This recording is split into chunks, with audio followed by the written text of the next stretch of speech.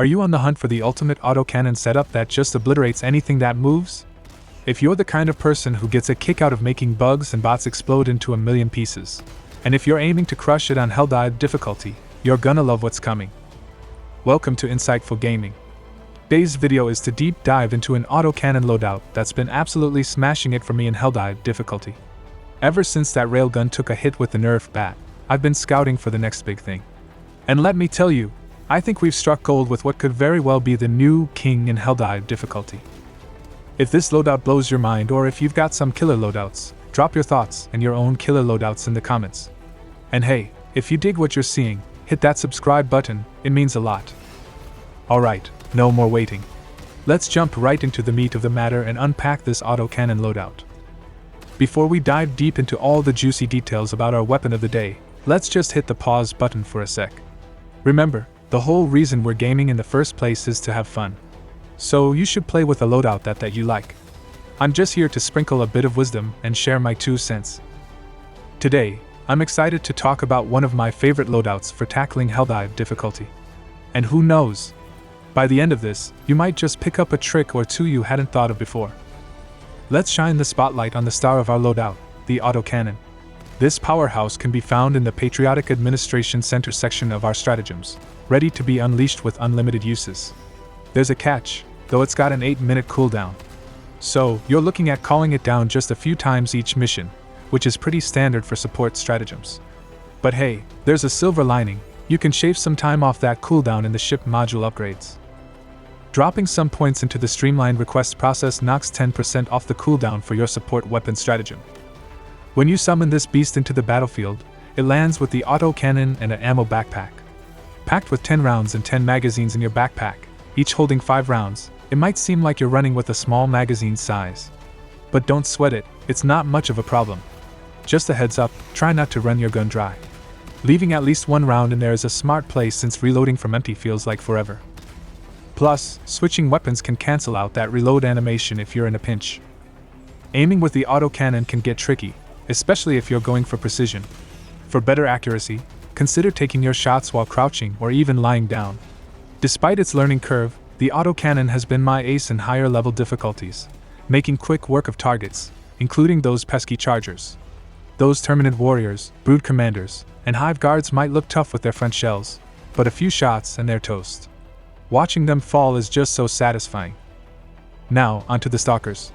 These sneaky critters are a headache, what with their long-range tongue grabs. But here's a tip, they're surprisingly weak against autocannon fire. A few well-placed shots can bring these guys down. The autocannon isn't just for the big guys, it's a champ at clearing out swarms of smaller foes too. Just aim near their feet. Thanks to its explosive damage, you'll wipe out anyone nearby in a jiffy. As for robots, the autocannon seems to hold its own, and seems to perform well. Overall, autocannon is a great weapon, try it out, and I promise, you are going to love it. Alright, let's switch up the conversation to the ideal sidekick for your autocannon, the Scorcher. When you combo it with the autocannon, you're looking at a total game changer. The Scorcher is your go-to for mowing down bug swarms or tearing through enemies with lighter armor. It's like it turns armor into butter, hitting enemies' health directly through their defenses. With a smaller magazine, it'll need some adjusting too, and remember, it packs explosive damage. That means you've got to watch your back to avoid blowing yourself up. Believe me, I've been there more times than I'd like to admit. Mastering this weapon is crucial.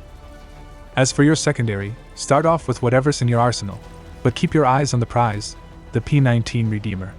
Even at level 50, it hasn't let me down as my secondary of choice. It shines against light armor targets, making it the perfect backup during those moments your primary weapon is reloading or when you're running low on primary ammo. Now, let's talk armor, especially since the armor values have now been fixed.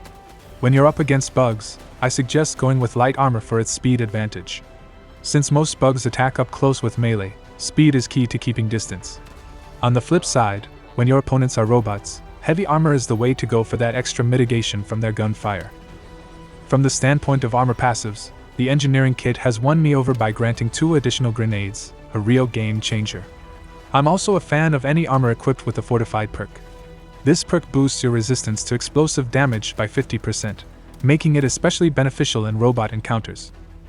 Then there's the Scout passive, a gem found on the Trailblazer Scout armor. This passive is all about enhancing your situational awareness. Pings placed on the map will trigger radar scans every 2 seconds, illuminating enemy positions with red dots on the mini-map whenever they're near a ping. Plus, it's got the added bonus of making you 30% harder to detect by enemies. This blend of stealth and reconnaissance can dramatically shift how you engage in combat, offering strategic advantages regardless of the enemy you face. With the armor out of the way, let's dive into rest of stratagems that elevate this loadout from great to extraordinary. The loadout's approach is pretty straightforward: 1 backpack, which we get from the autocannon stratagem drop, 1 defensive, and 2 offensive stratagems. Now, let's break down the offensive and defensive stratagems that round out this setup. Kicking things off with the autocannon sentry. This beast is a game changer. Once deployed, it tears through enemy ranks like nobody's business, especially effective against swarms of bugs. If memory serves right, you unlock this beauty around level 12, but feel free to correct me in the comments if I'm off.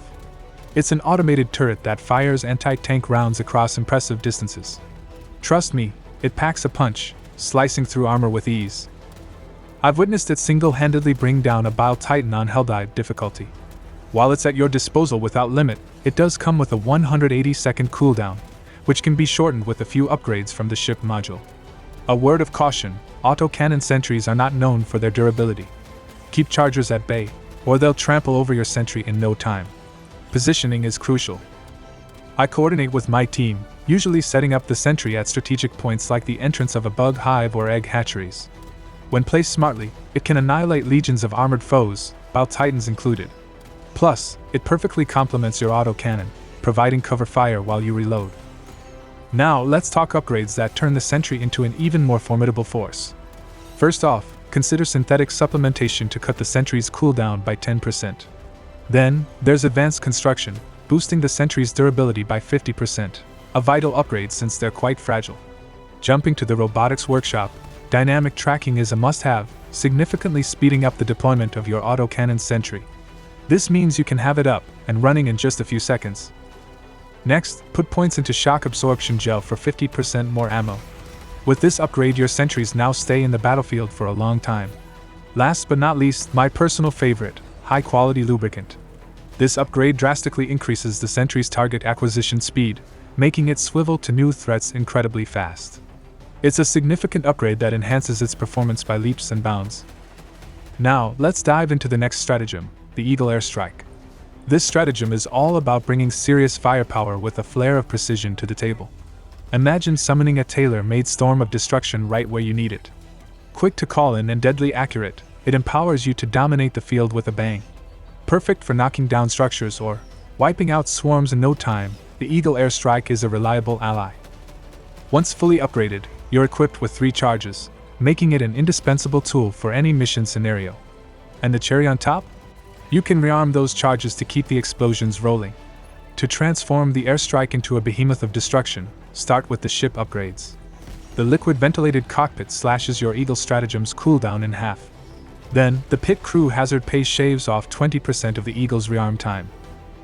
Wrap it up with the expanded weapons bay, increasing your Eagle stratagem uses by 1.